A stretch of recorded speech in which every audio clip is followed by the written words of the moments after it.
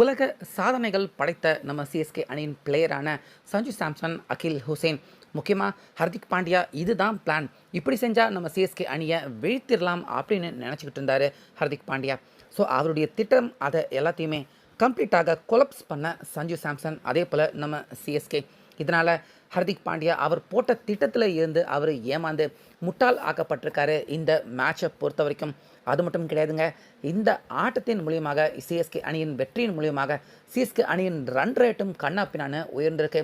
Points டபுள்லையும் ஏன்டா CSK இது இப்படி பாதாளத்தில் இருக்காங்களே அப்படின்னு வருத்தப்பட்டுக்கிட்டு இருந்த நம்ம எல்லாருமே மகிழ்ச்சி அடைகிற மாதிரி சிஎஸ்கே இப்போ பாயிண்ட்ஸ் டபுளில் கிடுகிடுன்னு எகிரி இருக்காங்க, மேலே உயர்ந்திருக்காங்க பாயிண்ட்ஸ் டபுளில்.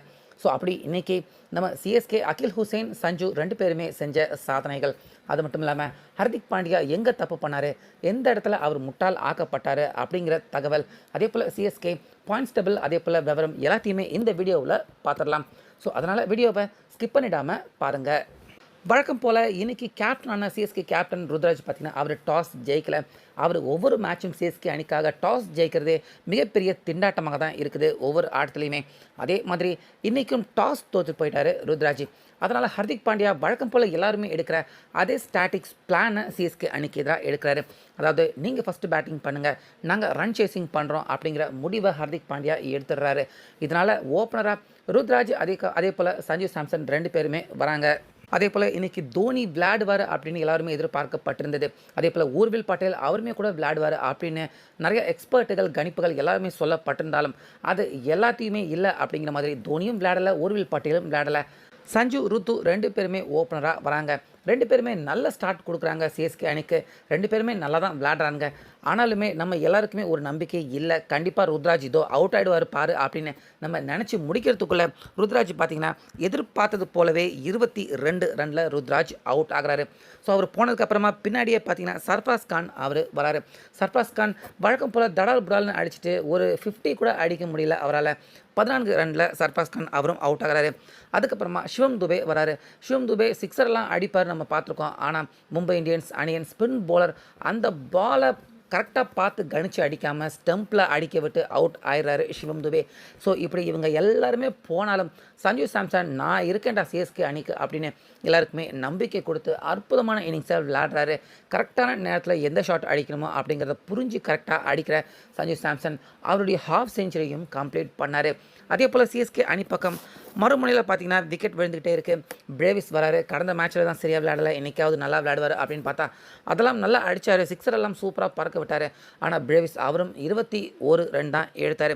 அதுக்கப்புறமா வந்த கார்த்திக் சர்மா, அதாவது ஆயுஷ் மாத்ரே அவருக்கு பதிலாக கார்த்திக் சர்மா அவர் தான் உள்ளே வந்திருக்காரு. கார்த்திக் சர்மா அவரும் பார்த்திங்கன்னா மோசமான இன்னிங்ஸ் தான். அவருக்கு கொடுக்குற எல்லா வாய்ப்பையுமே தவற விட்டார். எதுக்கு இவனை போய் 14 கோடி கொடுத்து வாங்கினாங்க அப்படின்னு சொல்கிற மாதிரி தான் விளையாடுறாரு. 19 பந்து விளையாண்டு 18 ரன் எடுத்து அவுட் ஆகிறாரு கார்த்திக் சர்மா.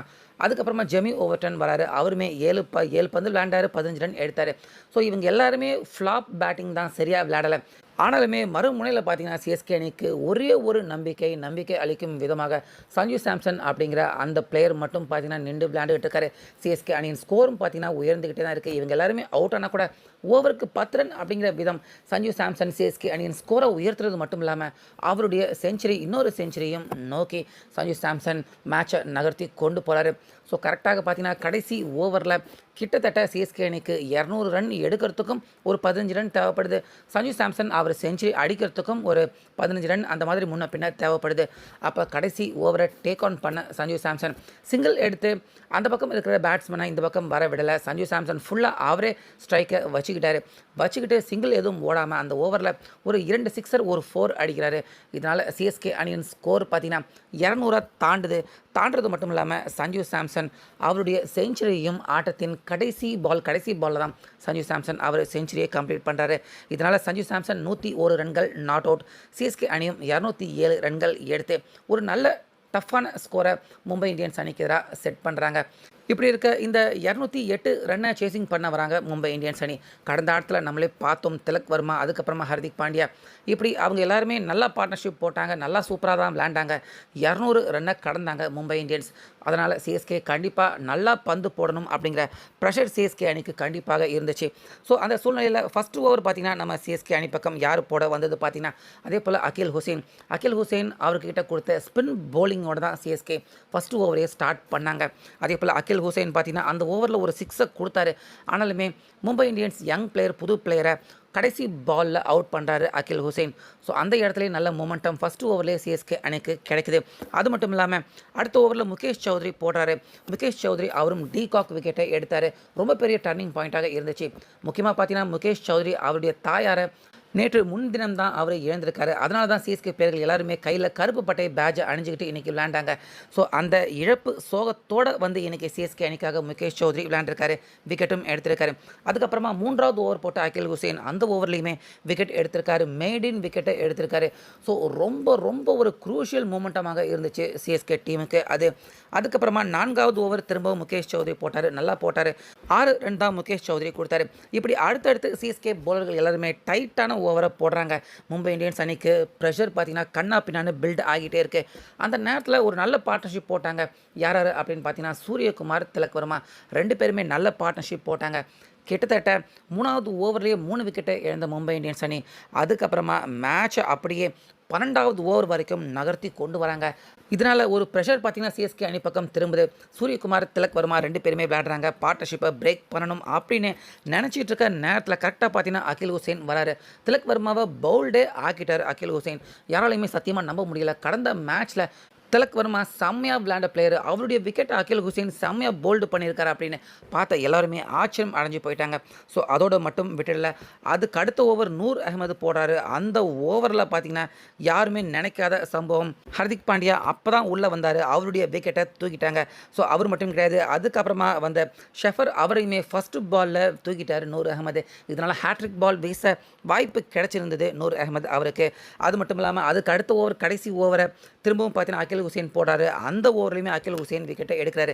இப்படி அகில் ஹுசைன் இன்னைக்கு ரொம்ப பெரிய ஒரு போலராக ஒரு சாதனை போலிங்கை சிஎஸ்கே அணிக்காக பந்து போட்டிருக்காரு அகில் ஹுசைன். கிட்டத்தட்ட பார்த்தீங்கன்னா 4 ஓவர் தான் போட்டார், 17 ரன் மட்டுமே கொடுத்து 4 விக்கெட்டை வீழ்த்திருக்காரு அகில் ஹுசைன்.